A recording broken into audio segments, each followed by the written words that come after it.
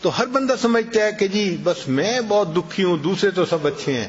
نہیں، ہر ایک کی اپنی زندگی ہوتی ہے. بس اللہ سے یہ دعا مانگو کہ اللہ نے ہمیں جس حال میں رکھا ہے، اللہ ہمیں صبر کی توفیق عطا فرمائے، شکر کی توفیق عطا فرمائے. اللہ نے ہمیں بہترین حال میں رکھا ہوا ہے. سچی بات تو یہ ہے کہ ہم نے تو دنیا کے اندر آ کے غم کو دیکھا ہی نہیں ہے. سچی بات کروں نا تو ہم نے تو غم کو دیکھا ہی نہیں ہے. یہ چھوٹی موٹی چیزیں یہ کیا ہوتی ہیں، اس کو غم تھوڑا کہتے ہیں. جو دنیا میں لوگوں پہ غم بیتے ہیں، اگر کبھی اس کی سٹوریاں سننے لگیں تو حیران ہی ہو جائیں.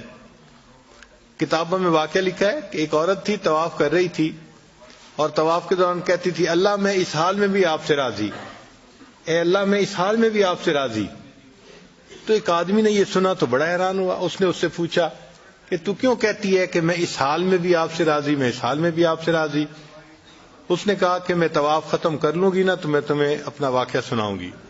چنانچہ اس عورت نے اپنا واقعہ سنایا کہ میرے 3 بچے تھے، میں گھر کے اندر ایک دن تندور پہ روٹیاں پکا رہی تھی تو میرے بڑے 2 بچے جو تھے وہ گھر میں کھیل رہے تھے کمرے میں.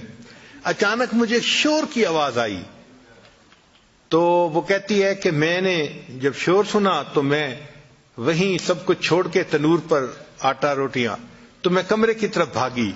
جب کمرے گئی تو میں نے ایک عجیب تماشا دیکھا کہ اس سے 1-2 دن پہلے میرے خاوند نے گھر میں بکری کو ذبح کیا تھا اور جس چھری سے بکری کو ذبح کیا تھا وہ اس نے کمرے میں رکھی تھی. تو میرے دونوں بچے کھیلتے کھیلتے ان میں سے ایک نے دوسرے کو کہا کہ تمہیں پتہ ہے کہ ابو نے بکری کو کیسے ذبح کیا تھا؟ تو وہ دوسرا کہتا ہے مجھے تو نہیں پتا. وہ کہتے اچھا آؤ میں تمہیں بتاتا ہوں کہ کیسے ابو نے ذبح کیا تھا. تو میرا درمیان والا بیٹا جو تھا وہ زمین پر لیٹ گیا اور بڑے لڑکے نے اس چھری کو اٹھا لیا. اب وہ چھوٹا بچہ تھا اور اس کو پتہ نہیں تھا کہ چھری کتنی تیز ہے. چنانچہ اس نے اس کے گلے پہ جو چھری چلائی تو گلا تو فوراً کٹ گیا اور خون کا فوارہ چھوٹنے لگا. اب جب خون نکلا تو شور ہوا اور میں بھاگی ہوئی آئی تو میں نے دیکھا کہ میرا بچہ خون میں لت پت پڑا تھا اور اس کی جان نکل چکی تھی. اب میں نے سوچا کہ میرا بڑا بیٹا کہاں ہے جس نے یہ حرکت کی تھی؟ وہ ڈر کے بھاگ گیا تھا اور کہیں چھپ گیا تھا. کہنے لگی میں نے اسے دوسرے کمروں میں دیکھا تو کہیں نظر نہیں آیا. جب صحن میں آئی تو وہاں میں نے تنور کے لیے کچھ لکڑیاں رکھی ہوئی تھیں، ان لکڑیوں کے پیچھے وہ جا کے چھپا تھا. کہنے لگی میں نے پیچھے سے اس کو جا کے جب دیکھا تو اس نے مجھے کوئی جواب نہیں دیا. جب میں قریب گئی تو مجھے پتا چلا کہ اس جگہ کے اوپر ایک سانپ بیٹھا ہوا تھا. یہ بچہ چھپنے کے لیے جب لکڑیوں کے پیچھے گیا سانپ نے اس کو ڈسا اور یہ بھی وہاں مرا پڑا تھا.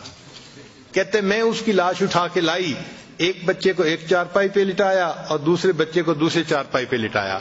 پھر اس کے بعد میں نے فیل کیا کہ میرا تیسرا چھوٹا بیٹا جو کرالنگ کرتا تھا، رینگتا تھا، وہ کہاں ہے؟ وہ مجھے نظر نہیں آ رہا تھا.